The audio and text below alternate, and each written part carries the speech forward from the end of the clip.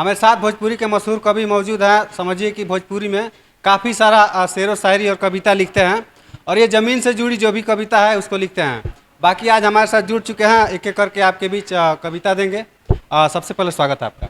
बहुत बहुत धन्यवाद और बहुत बहुत मेरा आभार। आपके सारे दर्शकों को मेरा प्यार भरा स्नेह और उनका बहुत बहुत अभिनंदन। मैं ऐसे हिंदी और भोजपुरी दोनों का कवि हूँ, हिंदी और भोजपुरी दोनों में समानांतर लिखता हूँ। तो मैं एक रचना आप लोग को सुना रहा हूँ। ये हास्य की रचना है। ये उन दिनों की याद दिलाती है जब भी हम लोग अपने ना कॉलेज के दिनों में जब यही प्रेम वाली चीज़ों के ही दौर जब चलता था, तो उसी पर ना मैंने हास्य की 2-4 पंक्तियाँ लिखने की कोशिश की है। उम्मीद है आप लोगों को पसंद आएगी।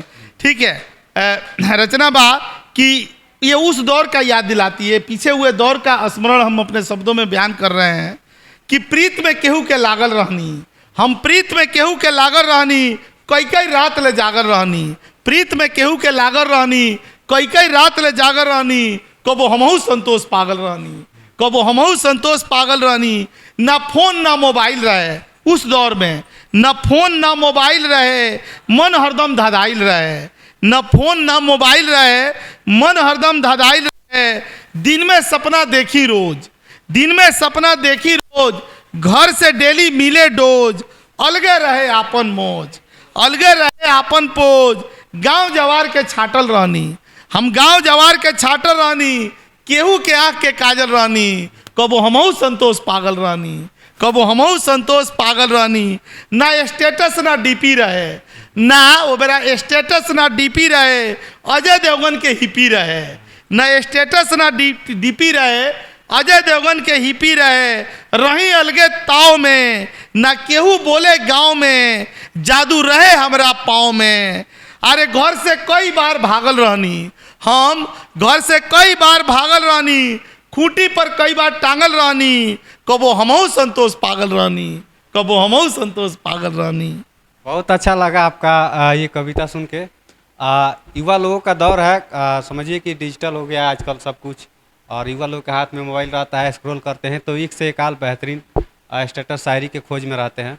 चाहेंगे कि एक और कोई जो है रोमांटिक टाइप का शायरी एक और सुना रहा हूँ। ये उन लोगों का एक संदेश भी है मेरे तरफ से कि मेरा ये कविता है कि केहू कम केहू ज्यादा, सुनी लो, केहू कम केहू ज्यादा बर्बाद भइल बा। अरे केहू कम केहू ज्यादा बर्बाद भइल बा, मोहब्बत में के आबाद भइल बा। केहू कम केहू ज्यादा बर्बाद भइल बा, मोहब्बत में के आबाद भइल बा। अरे बड़ा बेकार होला इ नेहिया के लकम, बड़ा बेकार होला इ नेहिया के लकम। निम्नो शरीरवा में लग जाला जखम, निम्नो शरीरवा में धो लेला जखम। रस जिंदगी के सब, रस जिंदगी के सब बेस्वाद भइल बा, आ मोहब्बत में के आबाद भइल बा। नींद चैन सब कुछ बाने धराइल, नींद चैन सब कुछ बाने धराइल।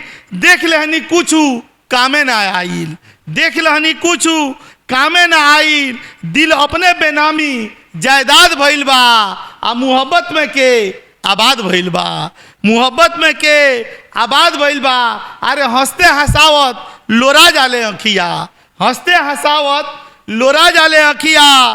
दर्द हिया के बता जाले अखिया, बिना बोलले ही सारा संवाद भइल बा, आ मोहब्बत में के आबाद भइल बा, मोहब्बत में के। वाह जी वाह, बहुत बेहतरीन शायरी है इनका। समझिए कि ये भोजपुरी के कवि हैं और समझिए कि भोजपुरी से जुड़े हुए हैं। हम चाहेंगे कवि जी कि कोई अपने माटी से, कोई भोजपुरी माटी से कोई इस टाइप का शायरी हो जो आप हमारे दर्शकों को प्रस्तुत कीजिए थोड़ा। मैं एक कविता मैं आप लोगों के सामने प्रस्तुत करने जा रहा हूँ कि कविता है कि किस तरीके से हम लोग अपने गांव से पलायन होता है और बड़े शहरों में हमें जाना पड़ता है ना रोजगार के लिए। तो उसी पर ना समर्पित मेरी ये रचना है कि घर कबो छोड़े के, हमरा गांव कबो छोड़े के विचार ना रहे, हमरा गांव कबो छोड़े के विचार ना रहे। बाकी एकरा सिवा औरी कोनो उपचार ना रहे। गांव कबो छोड़े के विचार ना रहे, बाकी एकरा सिवा औरी कोनो उपचार ना रहे। सब कुछ रहे घर द्वार खेत और खलियान, सब कुछ रहे घर द्वार खेत और खलियान, बस एगो खाली रोजगार ना रहे, बस एगो खाली रोजगार ना रहे।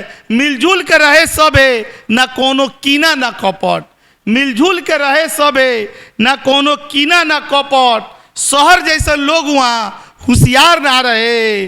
आज जितने में रहे लोग सुखी रहे खुशहाल रहे, जितने में रहे लोग सुखी रहे खुशहाल रहे। शहर जैसे लोग वहाँ होशियार ना रहे, दिखावापन के कोनो बाजार ना रहे। नूरैन ना चाह के भी हम पकड़ रहनी ट्रेन, नूरैन ना चाह के भी हम पकड़ रहनी ट्रेन। जबकि पाँव घर से बाहर निकले के तैयार ना रहे, गांव कबो छोड़े के विचार ना रहे। बाकी एकरा सिवा औरी कोनो उपचार ना रहे।